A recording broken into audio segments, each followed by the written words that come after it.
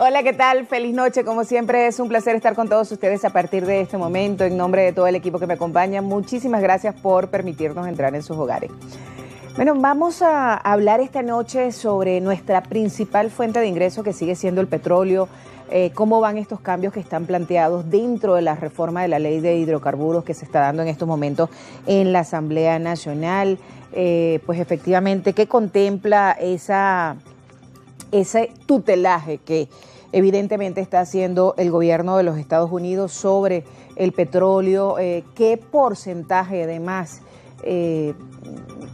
real tenemos en estos momentos y en cuánto tiempo de aumentar nuestra producción petrolera, que pues está, si no me equivoco, por debajo del 1.000.000 de barriles diarios? Y pues estos acuerdos con estas empresas petroleras que van a entrar y que ya se reunieron en la Casa Blanca con el presidente norteamericano Donald Trump. Hay una reforma que plantea, ya hemos visto algunos expertos hablar sobre este tema. Hay implicaciones para las asociaciones, las regalías y la comercialización del petróleo, y una de ellas es pues una participación mínima de PDVSA en las asociaciones, una estructura accionaria variable y además una comercialización directa de las empresas, ¿no?, en la venta del petróleo. Son algunas de las reformas que están planteadas en estos momentos. Bueno, de eso y más vamos a estar hablando esta noche con Andrés Rojas Jiménez. Andrés es periodista, además es editor jefe de Petroguía, con quien queremos comenzar esta noche a hablar sobre este tema. Bienvenido, Andrés, un placer tenerte acá. Gracias, Del Valle, por la invitación. Bueno, tú eres una persona que siempre te has dedicado más a la fuente económica, la conoces muy bien, y el tema petrolero no te es extraño. Tal como está, antes de entrar en el tema de la reforma, en estos momentos que estamos grabando este programa, ¿en dónde estamos parados los venezolanos con el petróleo? ¿Cuál es, no sé si sabes, cuál es nuestra capacidad operativa en estos momentos? ¿Cuál es el porcentaje que tenemos de aumentar en el corto y mediano plazo la producción petrolera diaria? Y el estado de las refinerías también, y de los pozos petroleros, ¿cuál está en mejor condición, no? Mira, sin lugar a dudas que después de los hechos que ocurrieron el 3 de enero, hay un cambio, sobre todo por la orientación y las directrices que están emitiendo desde los Estados Unidos el gobierno del presidente Donald Trump, y eso ha propiciado que algunos avances que habíamos visto a partir de la flexibilización de sanciones, recordemos que Venezuela sigue estando bajo un esquema de sanciones, impuestos financieras al sector de los hidrocarburos en el año 2017, durante el primer gobierno de Donald Trump, y comerciales en el año 2019. Pero se habían otorgado unas licencias que todo apuntaba en el escenario del año pasado, y creo que la última vez que yo vine aquí a tu programa te lo comenté, que si esas licencias se flexibilizaban, eso podía ayudar a la producción, como lo estábamos viendo. Por el contrario, si se revertían, como parecía ser el lineamiento que el año pasado se tenía, pues ya y sencillamente las posibilidades de recuperación eran limitadas.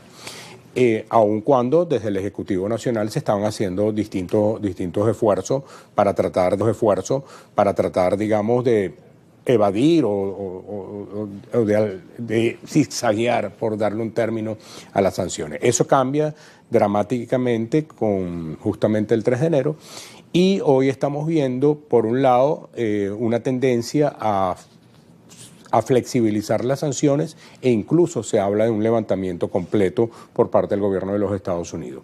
Y por el lado venezolano estamos viendo una reforma de la Ley Orgánica de Hidrocarburos 25 años después que fue aprobada en el año 2001 y 20 prácticamente desde su reforma que le hizo el presidente, se llevó adelante durante, digamos, el cierre del primer año del presidente Chávez, donde hay unos cambios que son, si bien son cambios que algunos inversionistas no les pareciera tan competitivo si se compara con otras legislaciones, desde el punto de vista de lo que es la parte medular de la ley, sí hay unos cambios fundamentales, es decir, lo que tiene que ver con la regalía petrolera, por una disminución, lo que tiene que ver con la disponibilidad de ese petróleo que se extrae y que lo comercialice directamente el operador y no necesariamente PDVSA, incluiría también el regreso de la figura del arbitraje internacional y el desarrollo de un nuevo esquema de negocios que, si bien se venía desarrollando desde mediados del 2024 bajo la tutela de la ley antibloqueo, ahora, digamos, tomando en cuenta las dudas de seguridad jurídica que muchos abogados expresaron y sobre todo las organizaciones gremiales, hoy esos contratos estarían ya bajo la Ley Orgánica de Hidrocarburos. Bueno, tenemos que hacer una pausa. Una de las preocupaciones que tenían o que tienen las compañías petroleras precisamente viene por el marco legal de hidrocarburos en Venezuela. Vimos abiertamente cómo las preocupaciones que el CEO de ExxonMobil le planteó a Donald Trump. Con esta reforma que se está haciendo a la ley de hidrocarburos, ¿ya es posible, es rentable para las empresas petroleras venir a invertir en Venezuela tomando en cuenta la situación actual de la industria, que hay muchos pozos petroleros que están prácticamente paralizados, que hay que hacer una inversión no solamente en la infraestructura, sino también, bueno, el personal que está allá, que ahí en la zona? Me gustaría un poco hablar sobre eso. Hacemos una pausa y de regreso seguimos conversando con Andrés Rojas, periodista, editor jefe de Petroguía. Ya venimos. La principal industria del país, el petróleo de Venezuela, ¿cuál es su destino? Reporte Petróleo, nuestra etiqueta esta noche, @reporte por GB en todas las plataformas, @del Valle Canelón en Instagram. Nuestro invitado es Andrés Rojas, él es periodista, es editor jefe de Petroguía y su Instagram, @Andrés Rojas. No, pero yo no suelo utilizar mi Instagram para temas periodísticos. Utilizo el de las redes sociales de Petroguía. Sí, yo en principio eso, ahora toda mi cuenta de Instagram es completamente tema periodístico, ¿no? No, yo todavía, digamos, mientras yo esté en un medio de comunicación, pues defenderé el medio. Sí, y yo creo que es la manera como más, es mi visión. No, es el deber ser. Es mi visión. Porque además no está apartado o separado la parte personal, tiene que estar siempre completamente de acuerdo. Yo soy de los que o sea, yo no comparto mucho eso de que el periodista es el medio, sigo defendiendo eso, pero bueno, entiendo que hay colegas que piensan distinto y lo respeto altamente. Completamente de acuerdo. Mira, Andrés, te decían en el segmento anterior, pues que había un poco lo que dijo ExxonMobil, el CEO de ExxonMobil a Donald Trump, pues fue quizás lo que la mayoría de los CEOs, de los representantes de las grandes petroleras, piensan sobre la situación de Venezuela. Hay todavía mucha inestabilidad en relación al tema del marco jurídico, la inversión que se tiene que hacer, que obviamente es millonaria. Entonces, aunque Trump se molestó y al otro día llegó y dijo que la Exxon no iba para el baile, lo cierto es que dijo lo que la mayoría pensaba, ¿no? Más o menos, ¿qué estás manejando tú en ese aspecto? Mira, hay que recordar que las razones por las que se fueron ExxonMobil y ConocoPhillips en el año 2007. Es decir, cuando se aprueba la Constitución del 99, se aprueba la ley del 2001, se estableció un régimen especial o excepcional para lo que eran las asociaciones estratégicas que se inscribían dentro del programa de apertura petrolera que venía del segundo gobierno de Rafael Caldera. Eso se modifica en el año 2006 y se les propone a todas las empresas que estaban bajo esa modalidad, que en algunos casos tenían mayoría accionaria o control absoluto sobre la operación que tenían en Venezuela, migrar a lo que se conoció como el modelo de empresa mixta, donde estarían en sociedad con PDVSA y la mayoría accionaria la tenía PDVSA. En el caso de las empresas de los Estados Unidos, Chevron aceptó las condiciones y entró en un proceso de negociación con PDVSA y con las autoridades, y no fue el caso de ExxonMobil y de ConocoPhillips, que digamos, decidieron irse del país y se inició un proceso de expropiación. ¿Cuál fue el problema de ese proceso de expropiación? Que en el momento que había que dar el pago de indemnización, no aceptaron la propuesta, el monto que les hizo PDVSA, y fue lo que lleva a estas compañías a iniciar un proceso de arbitraje internacional ante organizaciones internacionales, y ambas lo ganaron. A ExxonMobil por lo demás se le pagó completico, es decir, quedaron prácticamente montos mínimos, pero a ExxonMobil salió, digamos, se le pagó. No es el caso de ConocoPhillips. Con ConocoPhillips hay unos montos que todavía se le deben, porque en el momento que ocurren los fallos, aquí empezó la caída de los precios del petróleo y la situación financiera fue complicada para PDVSA cumplir con esa obligación. Entonces, ¿qué pasa? El presidente Trump el pasado 9 de enero hace una reunión en la Casa Blanca con representantes de empresas norteamericanas y de empresas europeas o de otros países que tienen presencia en los Estados Unidos. Y el presidente ejecutivo de ExxonMobil se refería al marco legal vigente, es decir, en ese momento todavía se desconocía que el Ejecutivo Nacional iba a presentar una propuesta de reforma. Recordemos que esa propuesta de reforma la hizo la presidenta encargada, Delcy Rodríguez, una semana después de ese acto, cuando ella fue a presentar la memoria y cuenta del 2025, ella comentó que estaba presentando un proyecto de reforma parcial de la Ley Orgánica de Hidrocarburos. Habría que ver en el nuevo esquema si a ExxonMobil, a ConocoPhillips, les funciona. Es decir, digamos, en este momento, digamos, ellas estarían buscando a lo mejor unas condiciones similares de las que goza Chevron. Tendrían que evaluar si jurídicamente les procede o no les procede. ¿Qué información tenemos nosotros? Al menos empresas que no han tenido trayectoria en Venezuela, que tienen una estructura de costos y menos, digamos, les es más fácil tomar eventualmente, podrían ingresar dentro de esta figura que dentro de la ley antibloqueo se ha dado a llamar de los CPP, contratos de participación productiva, que en la propuesta de reforma tienen otro nombre. Creo que es contratos de actividades primarias, contrato para el desarrollo de actividades primarias. Entonces, ellos tienen sus equipos legales y operacionales evaluar. Indiscutiblemente que también tienen que hacer sus cálculos. Si uno se pone a ver lo que llaman la carga fiscal, es decir, cuánto se queda el Estado por la actividad, hay una reducción. ¿Por qué?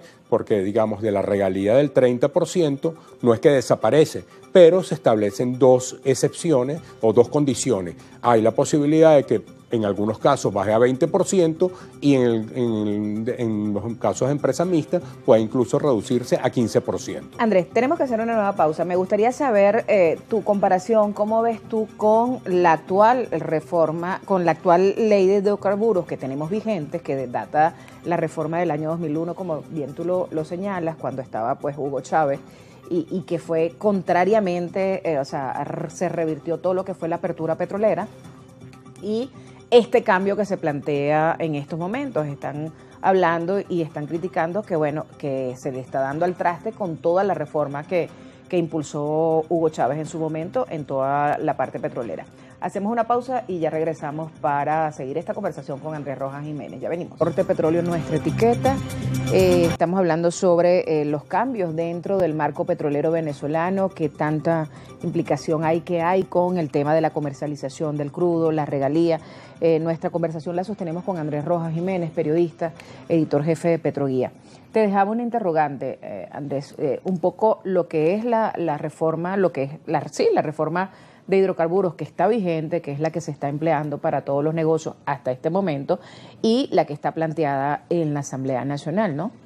Mira, la reforma que se está introduciendo, que se presentó y que se va a debatir luego para segunda discusión, sí tiene unos cambios sustanciales dentro de lo que ha sido o lo que fue el espíritu de la ley de hidrocarburos del año 2001 y todo ese proceso que dentro del segundo gobierno del presidente Chávez se dio a llamar como una nueva nacionalización de la industria, ¿no?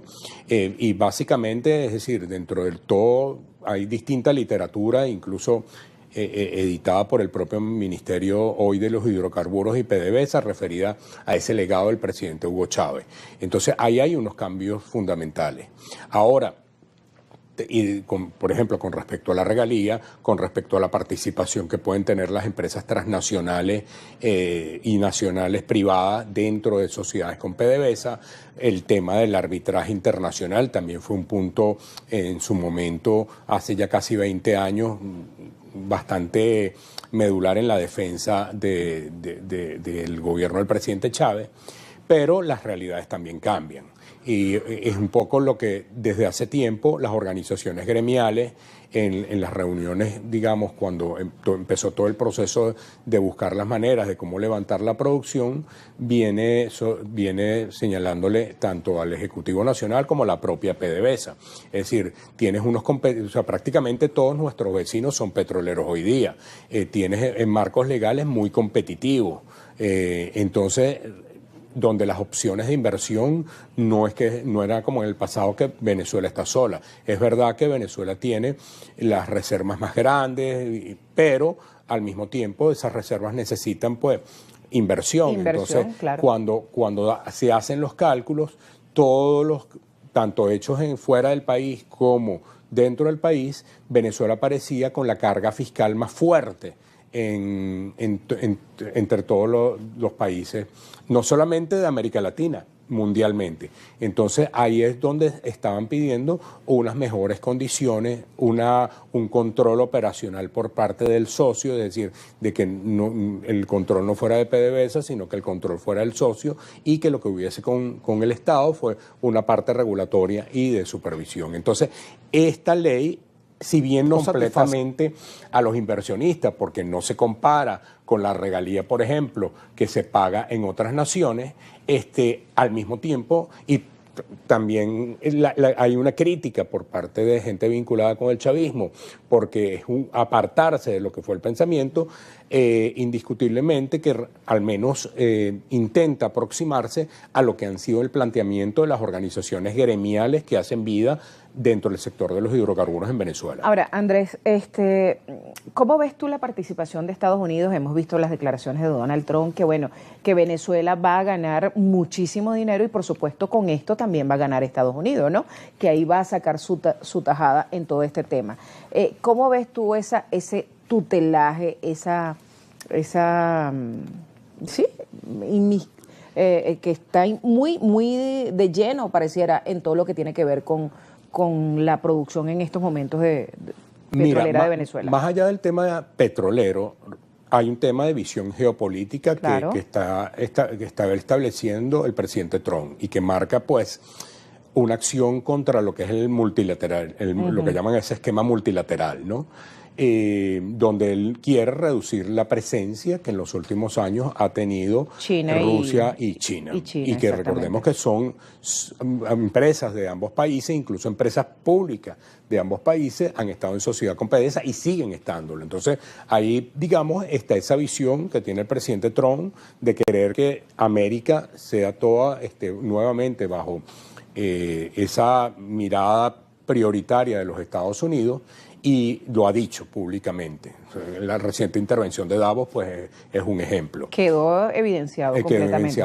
Ahora, digamos, hay una visión también que se ha tenido desde Venezuela de un esquema multilateral, entonces ahí habría que ver cómo se inserta, digamos, ambas realidades. Hay un tema de comercio del Valle que es indiscutiblemente que facilita mucho las operaciones y permite y da mayor celeridad, y es que la proximidad que tenemos con enviar petróleo a los Estados Unidos es un factor que juega prioritariamente en contra de los envíos que, por ejemplo, se le hacen a India o a China.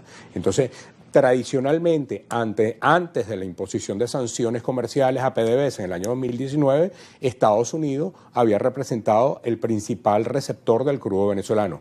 ¿Por qué cambia eso? Y mucho más barato, además, también para nosotros, ¿no? Totalmente, pero eso cambia justamente por la realidad de las sanciones que entran en vigencia en enero de 2019 y la mirada tuvo que ser puesta hacia China, hacia la India, hacia otros países, con todo esto de tema de los descuentos, los transbordos que se hicieron, porque tradicionalmente PDVSA, incluso sus envíos al continente asiático, siempre eran con grandes empresas y con grandes contratos y ajustados a condiciones de mercado, donde solamente, digamos, se veía afectado por los temas del traslado, por temas de flete, pero no por temas de que tuvieras que otorgar descuentos por las sanciones. Bien, Andrés, el espacio se nos quedó pequeño porque aquí hay muchas cosas que hablar, el tema de los recursos, el tema ya cuando quiten todas las sanciones, pero así como están las cosas ahorita, ¿cómo avisoras tú, que conoces todo el mundo petrolero, que pudiera estarse recuperando nuestra industria y mayor ingreso de recursos? Mira, nosotros tenemos una lámina que son los envíos a Estados Unidos. Ajá. Fíjate que habido una recuperación, digamos, que alcanzó casi los 300.000 barriles antes de la restricción a la sanción a Chevron. Okay. Es decir, ya hoy día que se está hablando de la posibilidad de levantar las sanciones, realmente, si bien había una tendencia a la baja, producto de todo el bloqueo que fue el final del año pasado, ya ni sencillamente con todos estos anuncios, todo apuntaría a que nuevamente Estados Unidos va a ir ganando espacio como principal receptor del petróleo venezolano. Bueno, muchísimas gracias. De todas maneras, estamos bien pendientes de cómo se están dando las cosas y por supuesto vamos a estar en conversaciones contigo para estar ampliando y analizando.